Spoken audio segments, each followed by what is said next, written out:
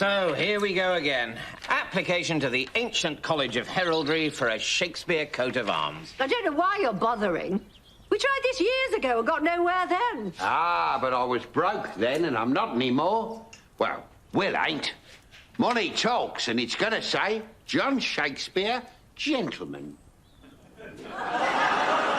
Glaring contradiction in terms, though that may be. If you really want to be a gentleman, you could start by not constantly fussing about with your dangling tackle. He hangs on to it while he's talking to people. I'm like, please, just die. I have a bit of a fossick. It's not a crime. One of the few things you do which isn't, Dad. Why waste our money on trying to make that dirty old go posh? Because his shame reflects on me, wife. I am the most divinely gifted poet in Christendom, and yet because I'm also the son of the dodgiest geezer in South Warwickshire, all the other snootish poets do laugh at me and call me the Oik of Avon. Brilliant! But this is England, and so spurious, unearned social status will polish even the most stinksome Turdington. By which, of course, I mean you, Dad. Thus must I bribe the odious Robert Greene that the Shakespeares may be gentlemen. Or, in Dad's case, genitalmen. Give it up, Mr. Shakespeare. You will never win a coat of arms. Your family be turnip-chewing country bumshankles without influence or connection. I doubt if you have so much as dined with a single person of rank or education in your entire life. 'Tis true, Master Green. Never did I dine with folderols, nor ever sup with pamperloins. But I do have £5. Mr. Shakespeare, attempting to bribe an official of the crown is a criminal offence. Bribe, sirrah? 'Tis but a gift, a token of my esteem. A very generous token of my esteem. In which case, I accept it with thanks. Application denied. The door is behind you. Good day. Unbelievable! The lickspittle nincombunion kept my money and gave me nothing! And him a gentleman. Who'd have thought it? Such corruption! To cheat a man offering an honest bribe. I can scarce credit it. Can you credit it, Kate? What? Sorry, wasn't listening. Caught up in my new book, Sir Walter Raleigh's latest biggie. The discovery of the large, rich and beautiful empire of Guyana with the relation of the great and golden city of Manoa, brackets, which the Spaniards call El Dorado, close brackets. Catchy title. Isn't it? I just can't get enough of these thrilling accounts of adventure and discovery. Queued all night for this one, got it signed too, which, incidentally, Sir Walter charged for, which I thought was a bit off considering without us, he'd be nothing. Sorry, without who, Kate? Us, his fanaticals. We made him. This would be a man who, among other things, established the first English colony in North America, named Virginia for the Queen, and brought potatoes to these shores. Yes, that's right. And you made him. Absolutely. Kate, it'd be a man's achievements that raise him up. Fame itself is ephemeral. It'd be like the tasty snack that a fond mother packs for the eager schoolboy against the hunger of the long afternoon. What? Gone by lunchtime. But you want to be famous, don't you? As a poet, Bottomy, if fame itself be more important than the means by which it be got, then will there dawn a day in Albion where we simply watch a gaggle of inadequates sitting about in a house and call them famous? I think that could actually be quite an interesting social experiment. It might start out that way, Kate, but it would soon degenerate into a fatuous game of who bonketh whom. Just off to Mr. Green's dinner party, Kate, but I wanted to drop Othello's hanky back. Oh, no problem, Mr. Shakespeare. I've had quite a few prezzies since then. A bead necklace, a hollowed-out gourd, a potpourri of scented leaves and berries contained within the dried scroting sack of a defeated foe. Hottie's so romantic. A hottie? Oh, yes, 'tis my pet familiar for him. I fashioned it out of the first syllable of his name and the fact that I find him extremely and totally hot. Yes, I think I got that. He calls me Sweet Tits, which no doubt be a reference to adorable baby birds. Yes, and tell me, Kate, have you yet confessed to Prince Othello that you are not, in fact, the Duchess of Northington, but a naughty impostor? Oh, Oh, Mr. Shakespeare, Hottie won't mind that. He loves me, and amor vincit omnia. Yes, hang on, I know this. Virgil, love conquers all. Love conquers all. Could have sworn that was one of mine. Virgil, you sure? Quite sure. Nearly 2,000 years ago. Right, so definitely out of copyright. And tell me, Kate, how do you see this relationship developing? Do you imagine yourself as the future Mrs. Othello? Oh, I don't know, Mr. Shakespeare. He's admitted to me that he's polygamous. And so if we married, I would in fact be one of 17 Mrs. Othellos. Goodness, Kate. Could a proud Englishwoman ever accept such a demeaning situation? Well, you see, Mr. Shakespeare, if, as a proud English woman, I marry a proud English man, he immediately takes all my property and has the right to make of me his slave and beat me without fear of law. As would the Moor. Yes, but with Othello, I would only get 1/17 of his attention. Whereas in England, I would have to put up with some brutal bastable all on my own. For an Elizabethan woman, marriage is a percentage game. Right, yes, I see that. Plus, think of the adventure. To be with such a man as the Moor, a warrior who has sailed afar and seen the anthropophagi and men whose heads do grow beneath their shoulders. Yes, well, I must admit that does sound like pretty exciting stuff. There was one other thing. I wanted to ask a favour. As you know, I'm hoping to petition the College of Heralds to grant the Shakespeares a coat of arms.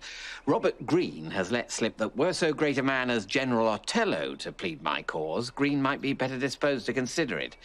So I was wondering... Of course, Mr. Shakespeare. I'll have a word with Hottie, and I'll lay it on really thick. I'll say you're absolutely amazing and totally wonderful. Now, you have a lovely evening with Mr. Greene. I'm going to bury myself in Sir Walter Raleigh's book and dream of Hottie taking me in all those exotic places. To, Kate? You mean taking you to all those exotic places? I kind of think I know what I mean. I expect you're all famished after your long journey. Well, there's a fine stew on the fire. Bottom, will you dish up? Suppose I better I'd do. Whoever it was who coined the phrase "a change is as good as a rest" obviously wasn't a servant. That was me, wasn't it? Yes, I think that's definitely one of mine. So when my gran used to say that to me when I was a tiny, tiny lad, she was quoting you then, was she? You really have got to stop taking well-known sayings and claiming you wrote them, Will.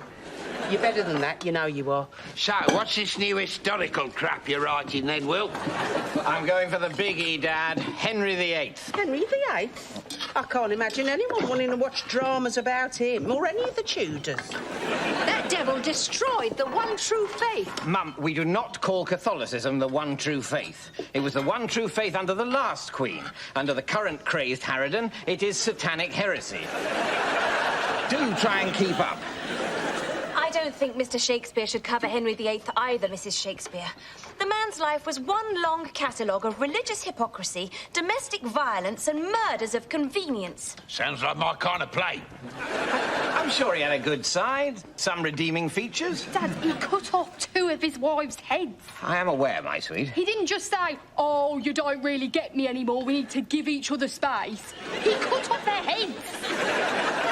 Well, sometimes with relationships, it's better to make a clean break. Now, come on, everyone. We're looking for King Harry's positive points. Well, he made Wales and England into one kingdom. I think I'll leave that out. Not making any friends on either side there. Although, of course, the Union did make sound economic sense, promoting growth by breaking down trade barriers and allowing for free movements of goods, services and labour. Yes, Kate, but if there's one thing we know about the British, be we Welsh, Scottish, or, pardon me for living, English, it's that when it comes to a choice between sound economic sense and bloody-minded petty nationalism, then the world can get Stufflingtoned because we want our countries back, no matter how small, cold, wet, or utterly impoverished they may be. Anything else? He wrote green sleeves. He did not write green sleeves. That is a common misconception, which no doubt will be corrected with time. He was a great scholar for all his boorish, violent ways. He wrote Assertio Septem Sacramentorum, a staunch defence of Catholicism, for which Pope Leo X gave him the title Defender of the Faith. This would be the faith that a week later he started burning people for believing in. The one true one. No, Mum. Satanic heresy. You've got to try and get your head round that. Anything else? Well, plenty, but none of it very nice. He passed the succession law, which declared his own daughters illegitimate. Yes, not a good look. One thing calling your kids a couple of little bastables, we all do that. But it's another to make it an act of parliament. This is going to be tougher than I thought. I'm telling you, Mr. Shakespeare, do Henry V, the hero of Agincourt. And I'm telling you, Kate, he was a self-righteous bore. If I wrote a play about him, I'd have to come up with some other really memorable character to draw focus. Some gross and bawdy, but ultimately pathetic figure who could lead Prince Hal astray, thus mitigating his piety and creating a good dynamic for when Hal becomes king and must renounce his gadsome ways. Well, that sounds promising. Yes, but what form would this character take? Who could I base it on? Here, Bottom, look at my parsnip. It's like a giant cod dangle with a couple of hairy Bollingbrookes. Brilliant! Yeah. Supper, if you please, Shakespeare. Sir, an agent of the Crown has lodged himself in this house. You must leave at once. Never. The road is dangerous and the night is wild. I shall leave early on the morrow. But fear not, till then will I keep to my room and be absolutely silent and discreet. Yes, you must. Apart, of course, from celebrating midnight mass later. What? Send supper to my room?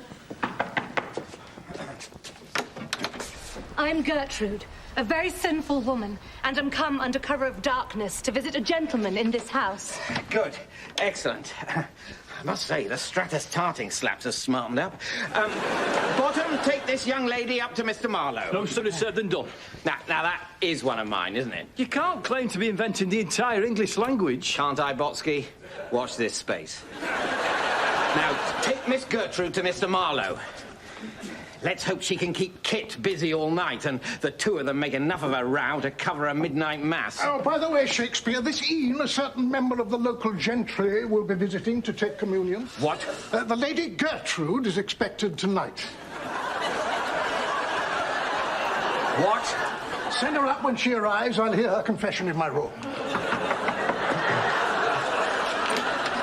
I'm Gertie, a very sinful woman, and I'm come under cover of darkness to visit a gentleman in this house. Ah, Lady Gertrude. I've been expecting you.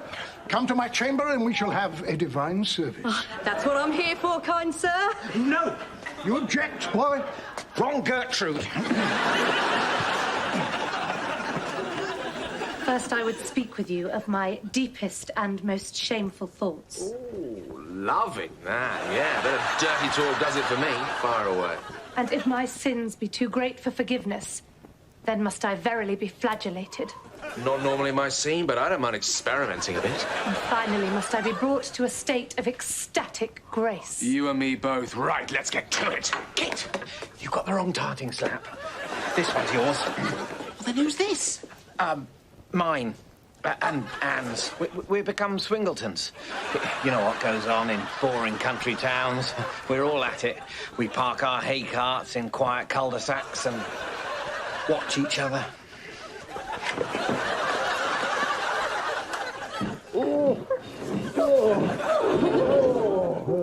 Et filius, et spiritus sanctus. Amen. Looks like you got away with it, Master. Kept them both busy. Yes, but it was close. We nearly delivered a Catholic noblewoman to a government agent and a lowly tarting slap to a crazed religious zealot. Well, I've turned some tricks in my time, but that ancient doddering old arsemonger was the weirdest. He just wanted to serve me wafers and wine and talk Latin to me. Still, whatever turns them on. The price is still the same. A copper penny.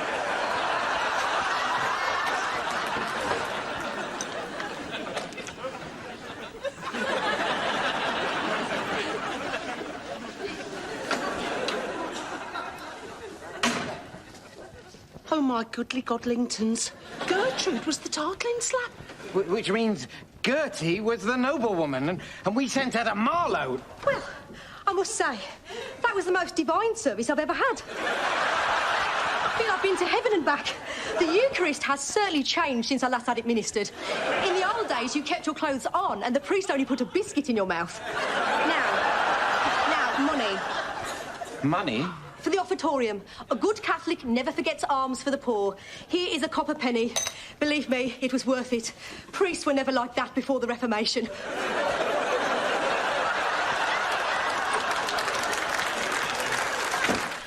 How can this be? I feel my pulse quicken and my boobingtons do palpitate most mightily. 'Tis very madness. And yet, when he practices the sweet words of romance, I do totally find myself going diddly-doo-dah. They're doing a lot of talking to themselves, which in my experience means things are going to start going very wrong. Kate. Babes. Bambina. See? I love you. Like the wild pig, I long to snuffle your truffle. Can I hope that you love me? Yes, yes, I love thee too. Result, and yet late tonight I must to Verona. My ship awaits. Hi, Sirrah. 'Tis against such a day that we have studied here in our little Verona. I, your Contessa, with a noose always at your service. Pardon? She means me? Right, yes. Absolutely. Bit of a leap. Anyway, right now I must to the tavern, there to meet my sidekick, Valentine, but I shall return tonight for one final farewell. Until tonight, gentle Christopher. Please call me Kit. I am your Kit. Oh, such irony. I, your Kit, must get off when all I desire is for you to get your Kit off.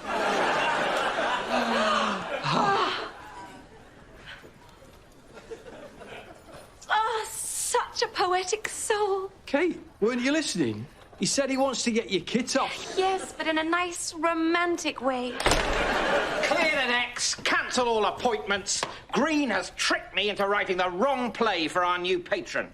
He wants a light, romantic comedy set in an exotic location. What are you going to do? You're absolute crap at comedy. I am not crap at comedy. Oh, you are a teeny bit crap at comedy, Mr. Shakespeare. How can you say that? It's just mad. Every single history I've ever writ has contained at least one hilarious scene in which poor people of low social status with amusing names like Doll Tearpants and Ned Snatchbutt acted stupidly. So funny. But I've only ever done comedy scenes, never a whole comic play. Well, at least all will be peaceful here, Mr. Shakespeare. My Italian lessons are done. Brave Kit must away on his country's service. Yes, I passed him on the stair. He seemed different, as if some strange and luminous light shone from within. Possibly he bit on a bad oyster and was struggling to keep his buttocks clenched. Till he did make the shitting ditch. Child, there is a blush to your cheek, and your boobingtons do palpitate most mightily. Have you been eating maggoty cheese? 'Tis not maggoty cheese which doth palpitate my boobingtons. No, it's a cheesy maggot. What? 'Tis not so. She's only gone and got all diddly-doo-dah over Mr. Marlowe. Kate, can this be true? Be you diddly-doo-dah over Mr. Marlowe? Yes, and he is not a cheesy maggot. He's just a bad boy who needs a good girl. And what's more, he's diddly-doo-dah over me. Kate, I'm sure he thinks he is, but that's Kit. He's a gadabout. Like the newly discovered American hummingbird that doth flit from bud to bud, spreading wide the soft, damp petals, plunging deep its beak and lapping full fervent at the nectar within, using its curiously long and agile tongue. Gosh, Mr. Shakespeare. You're not helping, Master. Ho, Sirrah! Who comes? Sorry, bit blurry. These damn roses have made my eyes water. I do suffer from the summer snottage.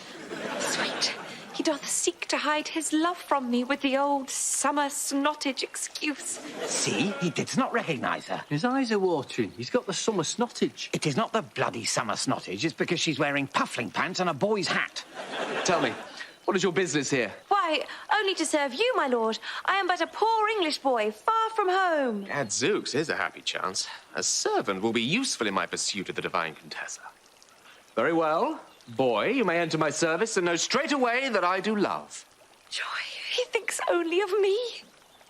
See, my love comes. What? Now hide we must behind this small tree, which, by strict convention, will render us invisible. I thought this might happen. Kit's eye has lit upon another. Brilliant. That's the Act 2 opener right there. Poor Kate. Her heart will be broken. Not for long. Soon will she reveal herself as a girl, and Marlowe's love will be rekindled. Or not. 'Tis mine own Sylvia. Oh, is she not radiant? Aye, sirrah. Radiant indeed. And yet, be there no sweet English girl at home whom you do hold in your heart? Well, there was one, a bookish Polly Purepans whom I thought I did love, but I am so over her. La bella Sylvia be my love now.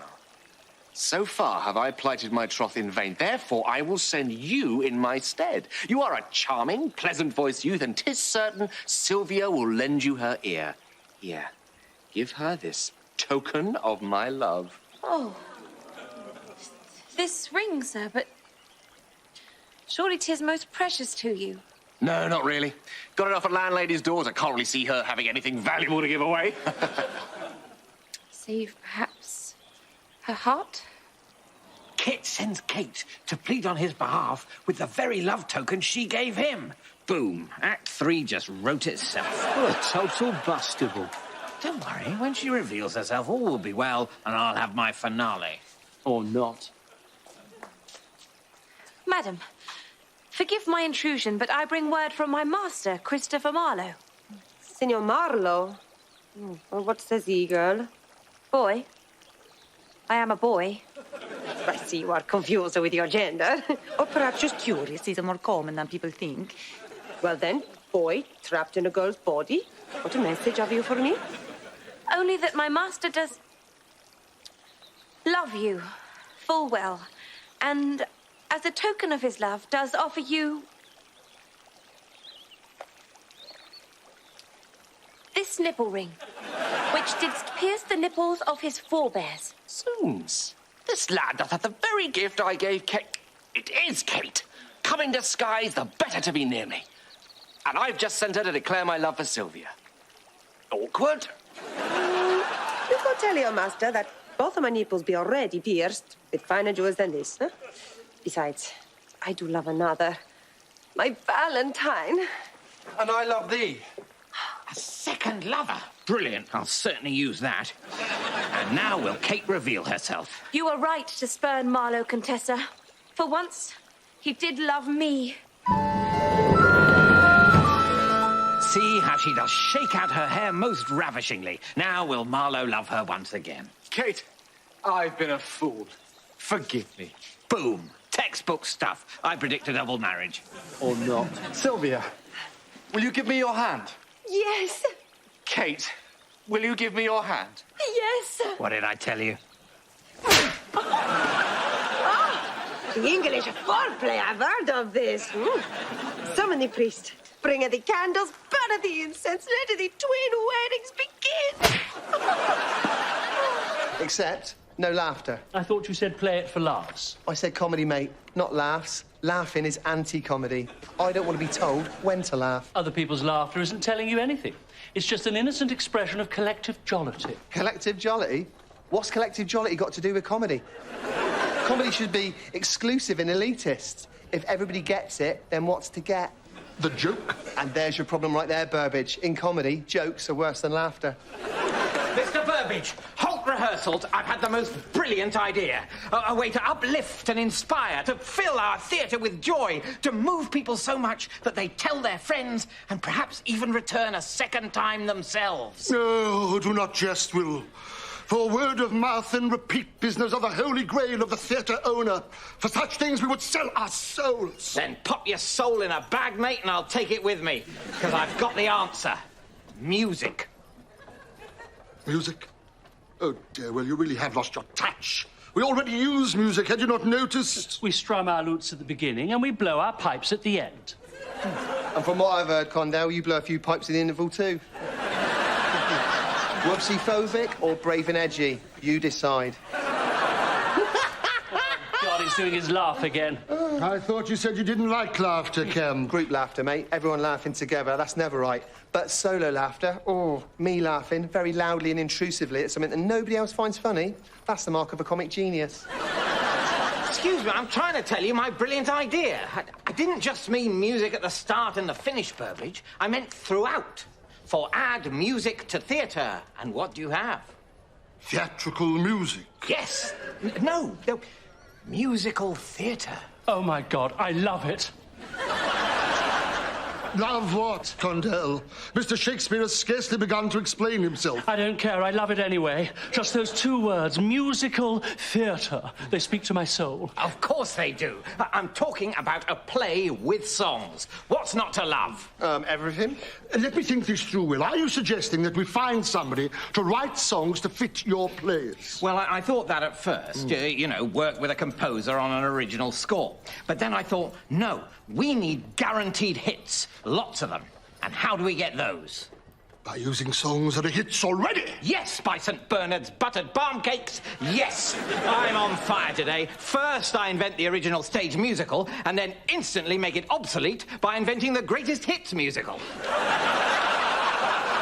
Talk me through the detail. Well, how does my Henry VI Part 1 open, for example? At the funeral of Henry V, Bedford, Gloucester, Exeter, Warwick, Winchester, Somerset are gathered to mourn the king. Each speaks at length. A soldier brings news that France is lost. Further extended monologues ensue. It's a very long scene. Very long. Like mad long. It is not long at all. 25 minutes at most, and it flies by. But I admit that you don't exactly go home humming it. But imagine if, instead of opening with 15 pages of blank verse, we opened with, "Now is the month of Maying." My God, 'tis a thought. A brilliant, magical thought. I love, love, love it. I can see it now. Act 1, Scene 1, London, 1422. The street is filled with lovable Cockney characters, cheeky street urchins, costermongers, pretty flower girls, a perambulating top or two. Enter the new king! Strike up the players! And the whole company sing "Now is the month of May." 2 minutes later, the entire audience will be on their feet with their arms swaying in the air. La la la la la la la. One more time!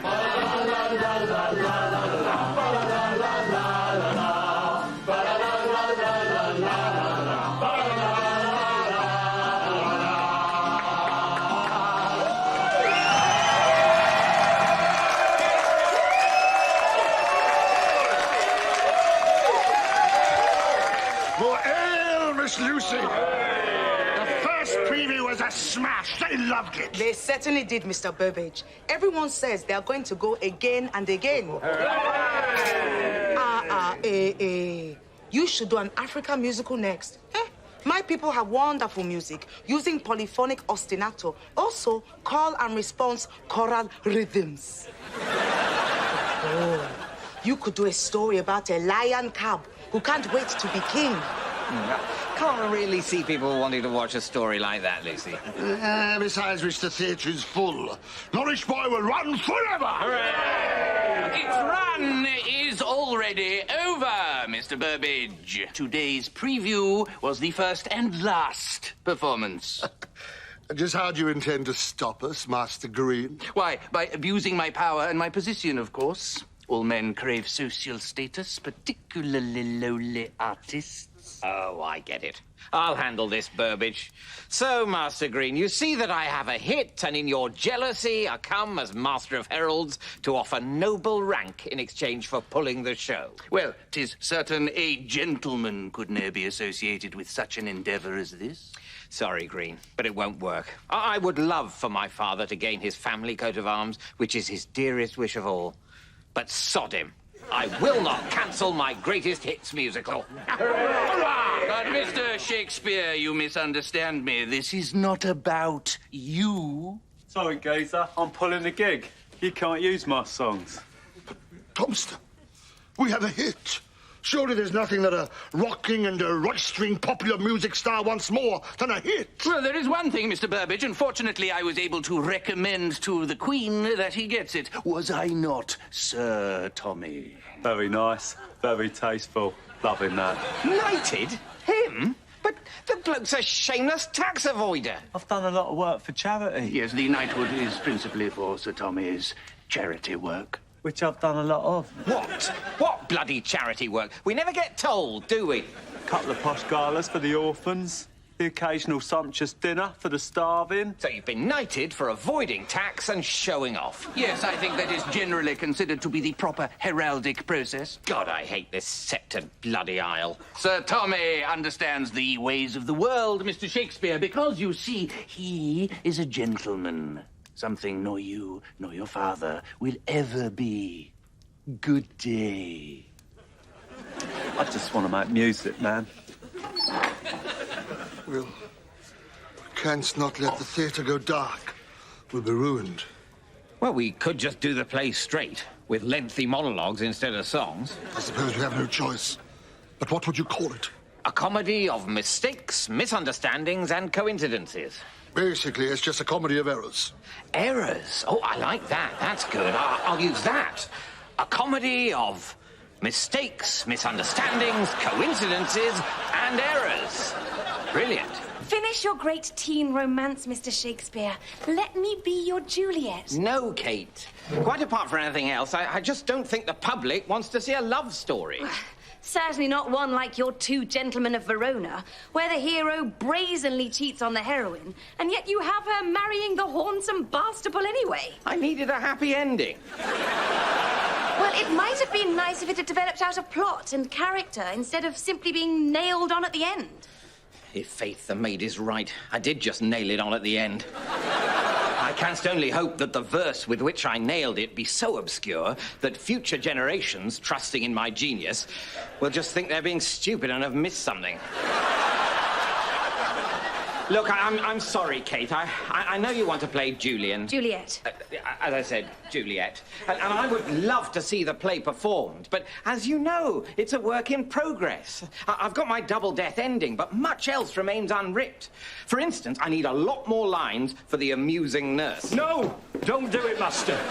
Less lines. Trust me, Kate read me a bit. The nurse really gets on my nerves. She could be getting a teeny bit irritating with her endless clucky-duckiness, Mr. Shakespeare. Which is why she needs more lines. You know my rule, if you're in a comedy hole, keep digging.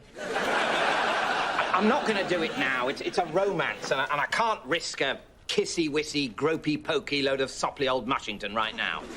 My next play must be a smasheroo. You know my dream. To be recognised now and for all time as indisputably the greatest writer that ever lived, and to buy the second biggest house in Stratford. Exactly. That's it, in a nutshell. In a nutshell? What's that mean? Oh, 'tis just one of the numerous inspired phrases which I am wont to coin, and which I'm confident will enter the common idiom. Well, good luck with it in a nutshell, because I think it's stupid. I mean, you couldn't really get anything at all inside a nutshell, because they're very, very small. And also full of nut. Close in the name. Your observations, Bottom, are neither here nor there. Is that another one? Yes, just invented it. When it comes to language, the world's mine oyster. In fact, I'm so clever, I could end up with too much of a good thing. Maybe you should stop now. Can't. They just pop up all of a sudden. But give the devil his due. There's method in my madness. Really, stop it. Why? 'Tis a foregone conclusion that they'll leave you bedazzled and in stitches, and before long you'll be demanding more with bated breath. The world's your oyster. Why would that be a good thing? Tad obscure. What the dickens? I'll spoil my spotless reputation. Must be tired. I didn't sleep one wink. If I'm not careful, you'll send me packing on a wild goose chase, and I'll vanish into thin air or be dead as a doornail. Stop it! I really mean it. You're very clever, Mr. Shakespeare, but you can be an awful show-off. But with a heart of gold. No! Just a show-off. Aye, there's the rub. Stop it! And actually, I happen to know you didn't originate the phrase dead as a doornail. I blooming did. You blooming didn't.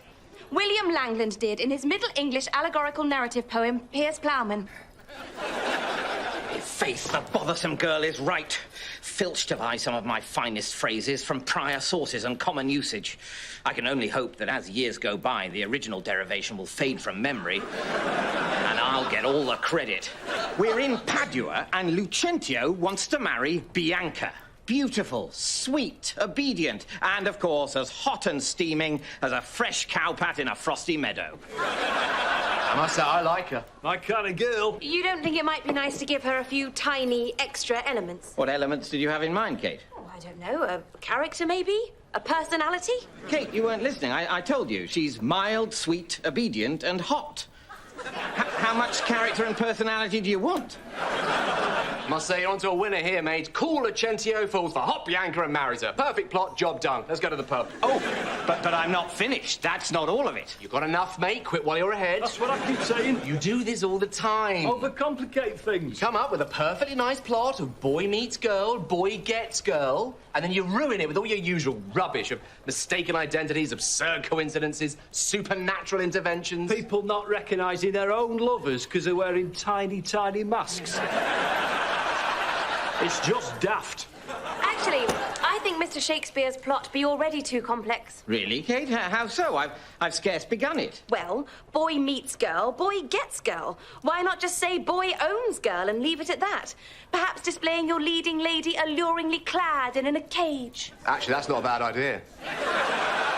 Look, I don't need a new idea or a new plot, complex or otherwise. I've got a plot, and it's brilliant. Lucentio loves Bianca. But Bianca has a sister, Catherine, who be all that Bianca is not. She be bold, assertive, opinionated, feisty. Can I play her? No, Kate. So, of course, no one would dream of marrying her. Well, obviously, you'd have to be insane. Thus, Bianca and Catherine's dad declares that none may marry sweet Bianca until he's offloaded Bolingbroke-busting Catherine. Now, this is good. Enter Lucentio's pal, Petruchio. A charming but feckless fellow. Loving him already. He needs a fortune, and he doesn't care who he marries to get it. What a rogue, my kind of guy. He offers to take Catherine and commences to break her spirit by starving her, refusing her clothing, and depriving her of sleep for days on end. That's perfect. And does Catherine cut this pervert's throat in the night with a rusty knife? No, she allows herself to be happily broken and is soon hilariously agreeing with everything her husband says. I have a lot of fun with that. Driven to a compliance bordering on dementia, Catherine accepts that the sun is the moon and that an old man is a beautiful young maiden. That's going to get a big laugh, that. Bossy Burgo's raving tonto. Love it. I'm chuckling already. Anyway, Lucentio marries Bianca and Catherine marries Petruchio, and at the wedding, the reformed Harridan delivers a lengthy monologue about women being obedient to men. What, there's even a moral? Oh, I don't know how you do it, Will. Yeah, I've got to say, it's a winner. It'll be your most popular comedy yet. Mr. Shakespeare, please do not write this appalling story. Too late. Did it on the coach from Stratus. Burbage has it now. It's called The Taming of the Shrew. Oh, best title ever. End of. I have invented a new phrase, Mr. Shakespeare, especially for you. Really, Kate? That's very flattering. Yes, it is. For you are strong as if made from chain, exciting like a pageant. You have risen up from nowhere as if a city on water. You are a guiding light and the very heart of a man. Your words move me, sweet Kate, but I would fain know their meaning. Why, mail is made from chain, a pageant is a show, the city on water be naught but Venice. The light that guides is a star, and the heart of a man is his soul. Put them all together and you get... Mail, show, Venice, star soul. Did you have a good journey, love? Astonishingly, no. Didn't get to sit down till Leamington Spa. You gotta get there early if you want a good seat. I know that, Dad, and I did. 3 hours early, and I got a lovely seat at the back by a window, and mark this, there sat none beside me. I put my cloak and pork pasty upon the adjoining place, avoided all eye contact as others boarded, and my ruse worked. Despite the coach being passing full, I myself had room to spare. A double seat? Aye, ma'am, a double seat is indeed such stuff as dreams are made of. But soon did it become a very nightmare, as the hour of our departure comes, and yet we do not move. We sit and we sit. Now come travellers who would have missed this coach had it left upon its hour. Coachman, bar the door, I shouted. These travellers have missed this coach. The fact that it is still here is a technicality. Quite right, you have to make a fuss in this world. But I fussed in vain, Mum. The shabby grotling just grinned at me through toothless, rotting gums as first one, then another tardy traveller crowded in upon us. My coat and pasty were soon challenged, of course. Is anybody sitting there? Why do people ask that? Yes, actually, there is, but he's invisible. Of course nobody's sitting there. That's the whole futtocking point.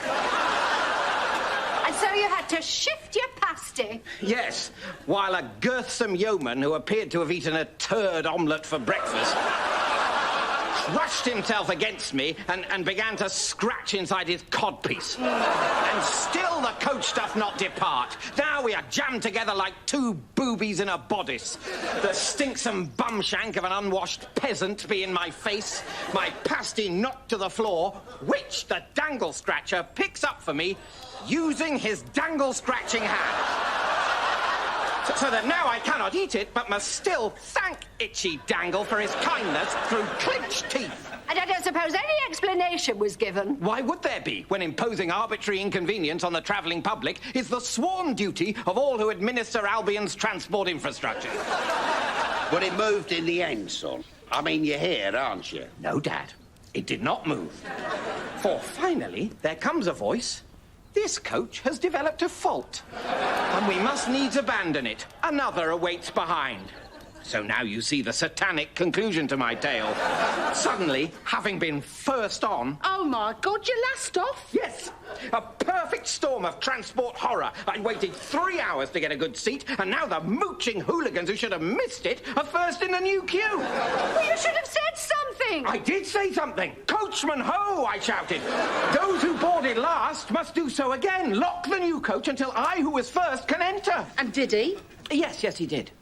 Except, no, he didn't. He just laughed and all made merry at my expense as I struggled on last and the door was forced closed behind me with my arsing cheeks caught in the gap. God, I hate this sceptred bloody aisle. So, the Capulet Ball. Tybalt has departed in disgust. Romeo, fearless in his enemy's house, spies the exquisite Juliet across the room. Instantly is smitten. The gadsome youth has found true love. Their eyes meet. He approaches her. He takes her hand. The world stands still. He speaks. Congratulations. You've been pulled. The line, Kemp, is, if I profane with my unworthiest hand this holy shrine, the gentle sin is this. My lips to blushing pilgrims ready stand to smooth that rough touch with a tender kiss. Yeah, and my line's better. Kemp's line was rather more succinct. Yours is a tad obscure. Oh, very obscure. Like mad obscure. It's not obscure at all. It's as clear as fairy snot. Romeo sees Juliet's hand as sacred, like a shrine. He says if she's offended by his touch, she should imagine his lips are two visiting pilgrims and let him kiss it better. You're joking. That's what it means. That's amazing. I had no idea. Nor me. Juliet coquettishly replies, Good pilgrim, you do wrong your hand too much. For saints have hands that pilgrims' hands do touch. And palm to palm is holy palmer's kiss. Oh, their hands kiss. Palm to palm. Oh, I like that. That's sweet. And, of course, there's also the highly amusing internal pun. There's a pun? Oh, God. Obviously, there's a pun. People love my puns. They love how obscure they are.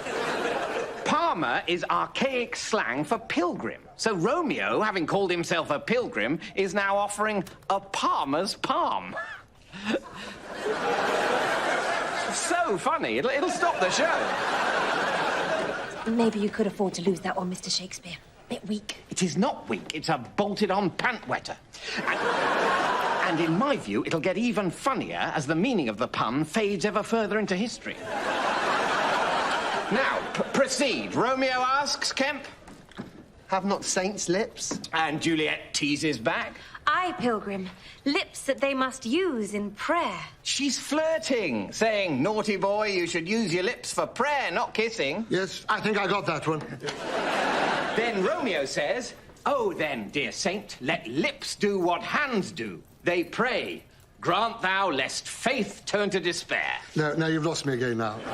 I must confess, I did start to glaze over. Oh, for God's sake, Romeo is praying for a kiss, and if Juliet doesn't grant it, he'll lose his faith. So Juliet teases. Saints do not move, though grant for prayer's sake. A holy saint isn't going to be giving out kisses even to answer a prayer. Then naughty Romeo, who by this time be as hornsome as the newly discovered African rhinoceros, which has, as you know, a very large horn, says, "Then move not, while my prayer's effect I take." Pucker up, babes. And Romeo kisses Juliet. Oh, now that is a cracking good scene. Yes, it's pretty good, Will, I must say. Congratulations. Now I understand it, I consider it destined to become one of the most celebrated lovey-kissy moments in all English theatre. One of? One of? Oh, thanks very much, Condell. Talk about damning with faint praise. It's a good start, yeah? Two teens hook up at a party, like it, but to make it brilliant and edgy, they should get totally lathered and go get tattoos. Yeah? And Juliet passes out in the kitchen. Oh. Romeo cops off with her best mate. Juliet wakes up, stuck with his name tattooed on her bum.